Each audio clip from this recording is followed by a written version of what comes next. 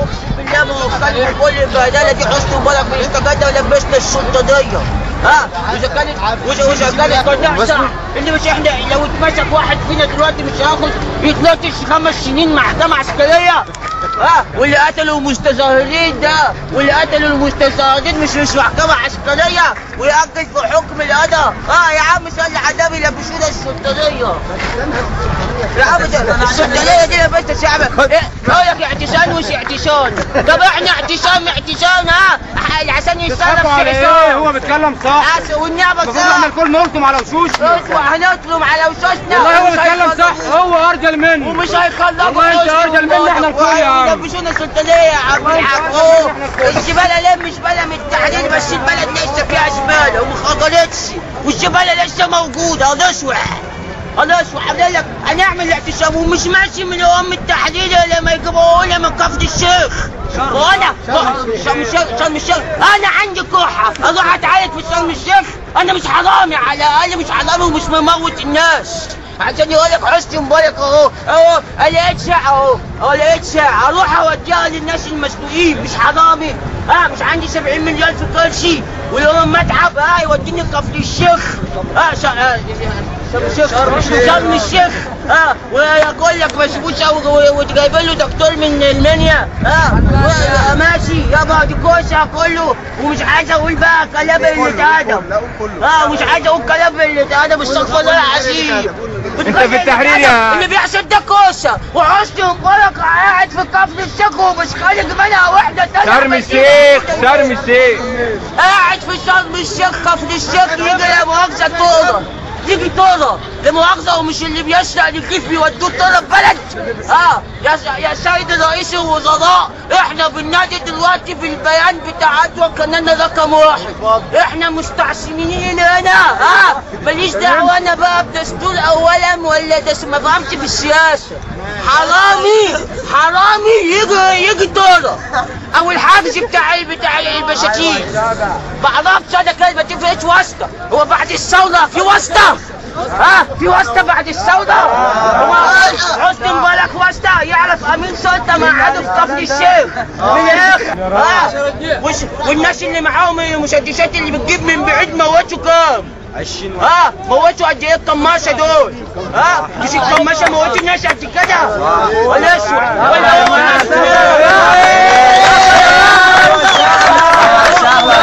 انا بقى اقسم بالله اروح كفر شرم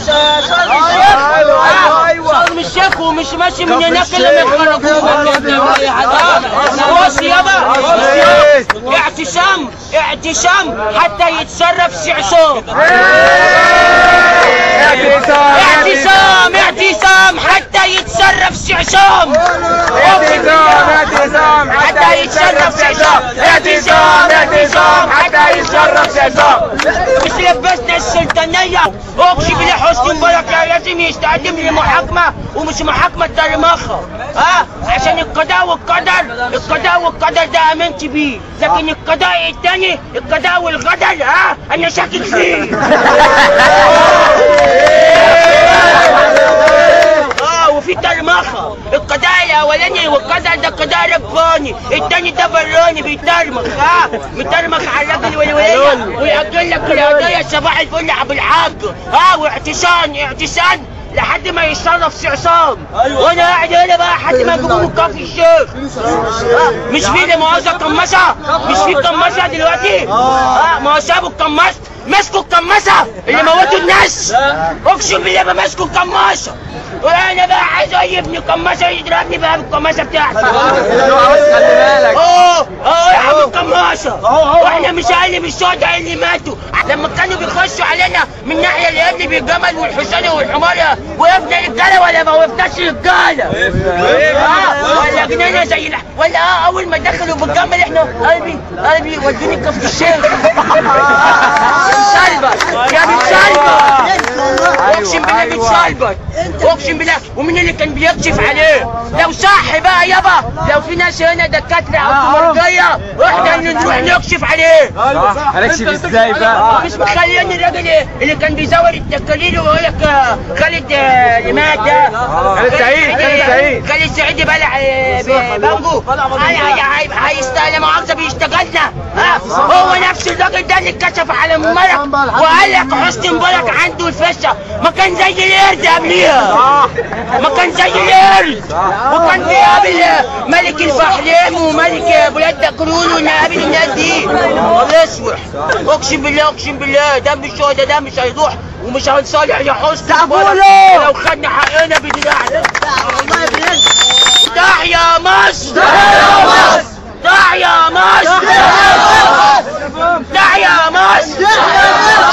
كفر الشيخ يا كفر الشيخ هنجيبه من كفر الشيخ. كفر الشيخ كفر الشيخ شرم الشيخ هنجيبه من شرم الشيخ كفر الشيخ وكفرنا كلنا. اقسم بالله العظيم اقسم بالله العظيم اقسم بالله العظيم المصابين مش لاقيين يا عم مستوصف يكشف عليه. مخبوط في عينه وادي الكلمه بقول عتوه كان قال المتصاب في عينه برصاصه مش لاقي مستوصف. وابن الشيخ فلاح العظيم قاعد في كفر الشيخ تكييف وجبنا نستو ويخش له بالبيف. وجايبين له فريق طبي من بره يعالجه. فريق طبي عنده نفس الكوشه كده. لو الشوله دي نامت عتوه كان انا مش هينام واروح اجيب امه من مستشفى كفر الشيخ وادخل المصابين دول اللي مش لاقيين الدواء هم اللي يتعالجوا من كفر الشيخ. واحنا لو كنا اللي يسرق والله بيتكلم كلام صح. لو سرقت شيل اقسم بالله كانوا حطوك في الحجز يومين. لو سرقت رغيف 10 جنيه. لما يسرقوا هم يبقى حلو. التاني سرق لك 70 شمبار وقعدك في كفر الشيخ واحنا غلابه على باب الله والناس قاعده في الحال ويقول لك سيبوا احنا حققنا مطالب الثروه. مطالب ثروه ايه اللي حققها بالحاج؟ ما حققش حاجه صلي على رسول الله. ما حققش حاجه اقسم بالله يجي من كفر شرم الشيخ ويقعد في طوله. اما طلع مش نافعه. اما يعني المحابيش اللي في طوله دول كلاب مش بني ادمين. صح مش بني ادمين. ما في طوله واحد محبوس عنده كلى عنده سوريان تاجي عنده حاجه في الليل عنده كبد بس مش بيستعبط بقى مش بيستلبط عيان بجد عيان بحي وحيين مش قلبي. اكبر دليل فيك يا شعب مصر لما حكموا على الوليه قال لك هنحبسها عملت لك ايه؟ قلبي خد يابا قرشين وامشي. مشوها نكت زي لعيبه الكوره اللي بتشلبط. بيقول لك هو نفسيته تعبانه. نفسيته محني ده كهني ده نفسيته تعبانه. واللي ام الشهيد اقسم بالله ست بتعيط ام الشهيد وجوزها ابنها ام الشهيد واخد رصاصه من القماشه في دماغه دي بقى عندها اكتئاب ما حشش هو بالمكان.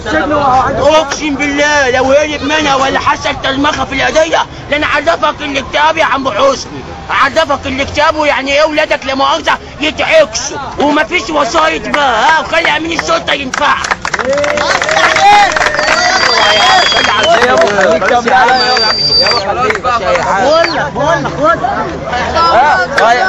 في رقبتنا يا جماعه انه يرجع من كفر الشيخ.